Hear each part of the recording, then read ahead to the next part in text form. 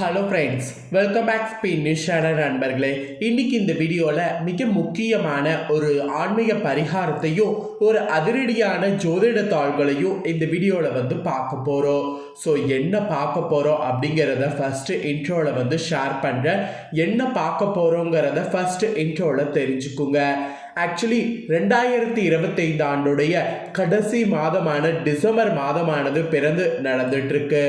ஆண்டுடைய கடைசி மாதம் ரொம்ப முக்கியமான மாதமாக கருதப்படுது. ஆண்டுடைய கடைசி மாதத்தில் கடைசி நாளில் ஆன்மீக ரீதியான ஒரு முக்கியமான நாள் வருது. டிசம்பருடைய 30ஆம் தேதி தான் அந்த முக்கியமான நாள். அன்னைக்கு தமிழ் மாதம் மார்கழியுடைய 15ஆம் நாள் கிழமை. அன்னைக்கு பார்த்தீங்கன்னு வச்சுக்கோங்களேன், செவ்வாய்க்கிழமை. இந்த செவ்வாய்க்கிழமை அப்படி என்ன முக்கியமான நாள் அப்படின்னு கேட்குறீங்களா? இந்த செவ்வாய்க்கிழமை ஏகாதேசியானது வருது. வரக்கூடிய ஏகாதேசி மார்கழி மாதத்தில் வரக்கூடிய வளர்பிறை ஏகாதேசி. இந்த ஏகாதேசி வைகுண்ட ஏகாதேசி என்று அழைக்கப்படும். மற்ற மாதங்களில் வரக்கூடிய ஏகாதேசியை விட இந்த ஏகாதேசி தான் ரொம்ப சிறப்பானது. ஏன்னா இந்த ஏகாதேசியில் சொர்க்க கதவு பெருமாள் கோவில்களில் திறக்கப்படும். அதன் வழியே பெருமாளை தரிசனம் பண்ணக்கூடிய நமக்கு சொர்க்கமானது வாழ்க்கையில் திறக்கப்படும்.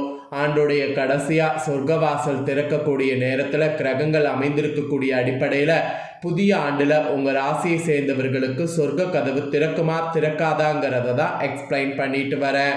அதில் கடக ராசிக்காரங்களுக்கு எக்ஸ்பிளைன் பண்ண போகிறேன். கடக ராசியில் பிறந்த நேயர்கள் இந்த ஒரு வீடியோவை ஸ்கிப் பண்ணாமல் பாருங்கள். உங்கள் ராசியை சேர்ந்தவர்களுக்கு சொர்க்க கதவு எப்படி இருக்கோ அப்படிங்கிறத தெரிஞ்சு அந்த சொர்க்க கதவு பலன்களுக்கேற்ப நடந்து பலன் பெறுங்க. 1000 ஆண்டுகளுக்கு பிறகு சொர்க்க கதவு திறக்கிற மாதிரி கிரகங்கள் உங்களுக்கு அமைஞ்சிருக்கு. அதனால் உங்கள் ராசி நட்சத்திரத்துக்கு என்ன பலன் கிடைக்கும் அப்படிங்கிறத தெளிவாக இந்த வீடியோவில் ஷேர் பண்ணுறேன்.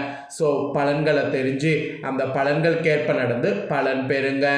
அதே போல் இந்த சொர்க்கவாசல் திறக்கக்கூடிய அன்னைக்கு பெருமாள் கோவிலில் ஒரு முக்கியமான ஒரு பூஜை புனஸ்காரங்கள் நடக்கும். அதில் நீங்கள் கலந்துக்கிட்டு பரிகாரமாக சிலவற்றை செய்யணும். அந்த பரிகாரம் என்ன செய்யணும், அதை செய்கிறது எந்த அளவுக்கு முக்கியம் அப்படிங்கிறதையும் இந்த வீடியோவில் உங்களுக்கு ஷேர் பண்ணுறேன். ஸோ அந்த பரிகாரத்தையும் இந்த வீடியோவில் தெரிஞ்சு மறக்காமல் செய்திடுங்க. கடக ராசிக்காரங்க, ஃபஸ்ட்டு உங்களுக்கு பலன்களை பார்க்கலாம் வாங்க. ஃபஸ்ட்டு புனர்பூசம் 4ஆம் பாதத்தில் பிறந்த கடக ராசிக்கு சொல்லப்பட்டிருக்கு.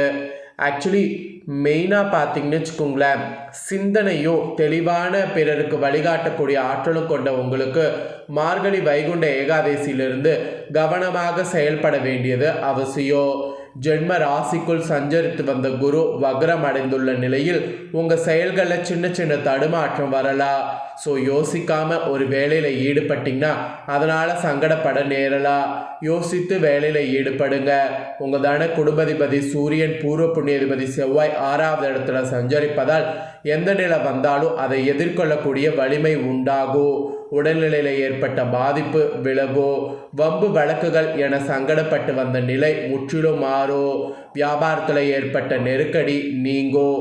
உங்களுக்கு எதிராக செயல்பட்டவர்கள் உங்களிடம் சமாதானம் பேசக்கூடிய அளவிற்கு உங்கள் செல்வாக்கு இந்த ஏகாதேசிக்கு பிறகு உயரும். எடுக்கக்கூடிய முயற்சிகள் அத்தனையுமே வெற்றியாகும். குடும்பத்தில் இருந்த நெருக்கடியான நிலை முற்றிலும் மாறும். சிலருக்கெல்லாம் புதிய இடம் வீடு வாங்கக்கூடிய முயற்சி வெற்றியாகும். தொழிலை மேலும் விரிவு செய்யக்கூடிய அளவிற்கு வசதி அதிகரிக்கும். தேவையான பணம் வரும். வேலையில் ஏற்பட்ட நெருக்கடி மொத்தமாக நீங்கும். மாணவர்களுக்கு படிப்பில் அக்கறையானது ஏற்படும். விவசாயிகளுக்கு எதிர்பார்த்த ஆதாயம் கிடைக்கும். ஸோ புனர்பூசம் 4ஆம் பாதத்தில் பிறந்த கடக ராசிக்கு முற்றிலும் இந்த ஒரு வைகுண்ட ஏகாதேசிக்கு பிறகு இப்படிப்பட்ட பலன்கள் கிடைக்கும் என்பது குறிப்பிடப்பட்டிருக்கு. நெக்ஸ்ட்டு பூசமில் பிறந்த கடக ராசிக்காரங்களுக்கு சொல்லப்பட்டிருக்கு. பொறுமையாக செயல்பட்டு சாதிக்கக்கூடிய உங்களுக்கு இந்த மார்கழி வைகுண்ட ஏகாதேசி விழிப்புணர்வோடு செயல்பட வேண்டியது அவசியம். உங்கள் ராசிக்கு சப்தமதிபதியோ அஷ்டமதிபதியுமான சனி அஷ்டமஸ்தானத்தில் ஆட்சியாக சஞ்சரிப்பதால் உடல் மனநிலையில் எதிர்பாராத சங்கடம் ஏற்படும். வீண் பிரச்சனைகள் உங்களை தேடி வரும். வேலை பார்க்கக்கூடிய இடத்துல மறைமுக தொல்லை உண்டாகும். வியாபாரம் தொழிலில் உங்கள் எதிர்பார்ப்பு இழுபறியாகும். பெண்களுக்கு 8ஆம் இடம் என்பது மாங்கல்ய ஸ்தானம் என்பதால் கணவரின் உடல்நிலை இந்த ஏகாதசிக்கு பிறகு பாதிக்கப்படலாம். ஸோ கவனமாக பார்த்துக்குங்க.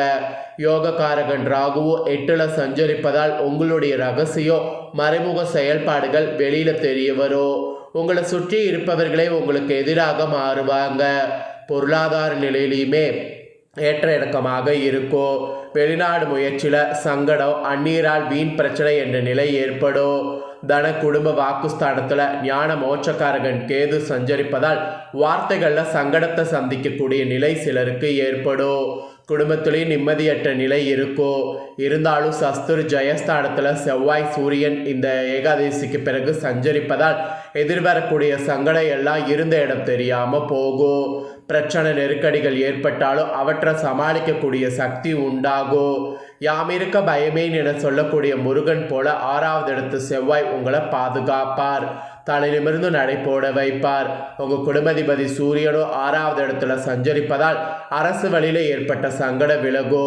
புதிய தொழில் தொடங்கவோ வெளிநாடு செல்லவோ எதிர்பார்த்த அனுமதி கூட கிடைக்கும். அப்புறம் சுக்கிரன் சாதகமாக சஞ்சரிப்பதால் பணப்புழக்கம் அதிகரிக்கும். புதிய பொருட்கள் வாங்க முடியும். கணவன் மனைவிக்குள் இணக்கம் இருக்கும். குடும்பத்தில் ஏற்பட்ட குழப்பம் விலகும். விவசாயிகளுக்கு இந்த வைகுண்ட ஏகாதசிக்கு பிறகு யோகமாக இருக்கும். எதிர்பார்த்த லாபம் கிடைக்கும். ஸோ பூசமில் பிறந்த கடக ராசிக்கு இதுதான் பலன். இதற்கேற்ப நடந்து பலன் பெறுங்க. நெக்ஸ்ட் ஆயில்யம் பிறந்த கடக ராசிக்கு குறிப்பிடப்பட்டிருக்கு. சக மனிதர்களுடைய மனநிலை தெரிந்து அதற்கேற்ப செயல்படக்கூடிய உங்களுக்கு மார்கழி வைகுண்ட ஏகாதசிக்கு பிறகு நன்மைகள் உண்டாகும். பூர்வ புண்ணிய ஸ்தானத்தில் சஞ்சரிக்கக்கூடிய சுக்கிரன் பொன்பொருள் சேர்க்கைக்கு வழிகாட்டுவார். புதிய இடம் வீடு வாகனம் வாங்கக்கூடிய முயற்சி வெற்றியாக்குவார். குடும்பத்தில் நிம்மதியை ஏற்படுத்துவார். கணவன் மனைவிக்குள் ஒற்றுமை அதிகரிப்பார்.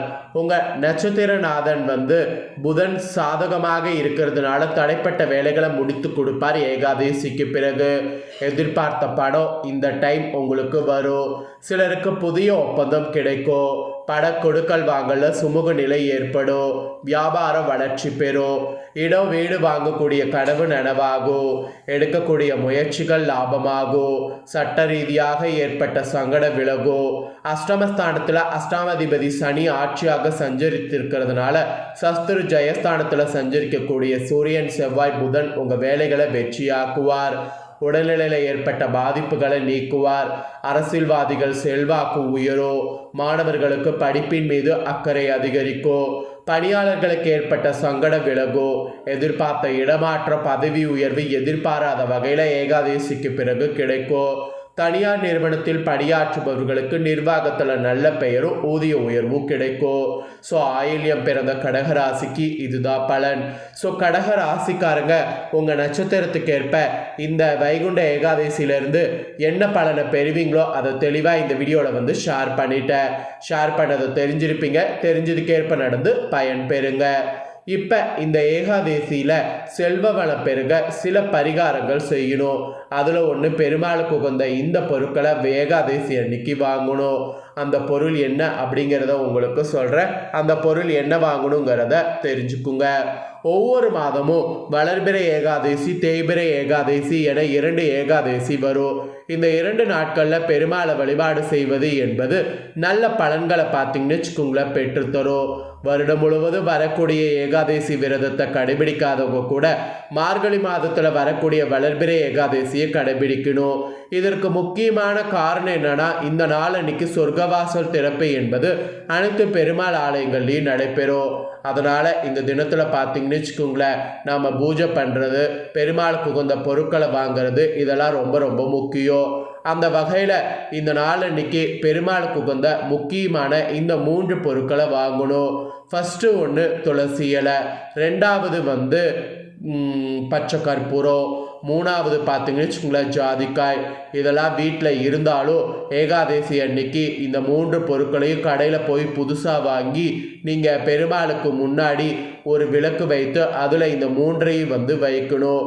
இந்த மாதிரி நீங்கள் ஏகாதசி அன்னைக்கு பெருமாளுக்கு உகந்த 3 பொருட்களை வாங்கி வீட்டில் வைக்கிறதுனால பெருமாளுடைய ஆசீர்வாதம் உங்களுக்கு பரிபூர்ணமாக கிடைக்கும். அதனால் இந்த 3 பொருட்களை வாங்க மறக்காதீங்க. மெயினாக இந்த நாளில் பெருமாள் கோவிலுக்கு போக மறக்காதீங்க. சொர்க்கவாசல் திறப்பை கண்கூட பார்த்தீங்கன்னா அதை விட புண்ணியம் உங்களுக்கு வேறு எதுவும் கிடையாது. அதனால் மறந்துடாமல் சொர்க்கவாசல் திறப்பை பார்த்து பயன்பெறுங்க. ஸோ இந்த முக்கியமான வீடியோ தாள்களை நீங்கள் பார்த்து பயன்பெறுவது போல் உங்கள் ஃப்ரெண்ட்ஸ் ஃபேமிலியில் இருக்கிறவங்களும் பார்த்து பயன்பெறணும் அப்படின்னு நினச்சிங்கன்னா வீடியோ லைக் பண்ணி உங்கள் ஃப்ரெண்ட்ஸ் ஃபேமிலிக்கு ஷேர் பண்ணுங்கள். உங்கள் ஃப்ரெண்ட்ஸ் ஃபேமிலியில் இருக்கிறவங்களும் கடகராசிக்காரங்களாக இருந்தாங்கன்னா இந்த தாள்களை தெரிஞ்சு இதற்கேற்ப நடந்து பலன் பெறட்டும். இதே போல் புதிய அப்டேட்டான நிறைய வீடியோ நம்ம சேனலில் போடப்படும். அதை எல்லாமே உடனுக்குடனே தெரிந்து கொள்ள மறக்காமல் நம்ம சேனலை சப்ஸ்கிரைப் பண்ணுங்கள், கூட பெல் பட்டனை ப்ரெஸ் பண்ணுங்கள். ஃபர்ஸ்ட் டைம் பார்க்குறவங்க அதை நீங்கள் பண்ணிட்டீங்கன்னா இனி நான் போகிற மற்ற அப்டேட்டான எல்லா வீடியோஸும் உடனுக்குடனே தெரிந்து கொள்ளலாம். ஸோ மறக்காமல் பண்ணுங்கள். நெக்ஸ்ட் இதே போல் சுவாரஸ்யமாக வேறொரு வீடியோவில் உங்களை சந்திக்கிறேன். சப்ஸ்கிரைப் பண்ணி சப்போர்ட் பண்ணுங்கள். நன்றி, வணக்கம்.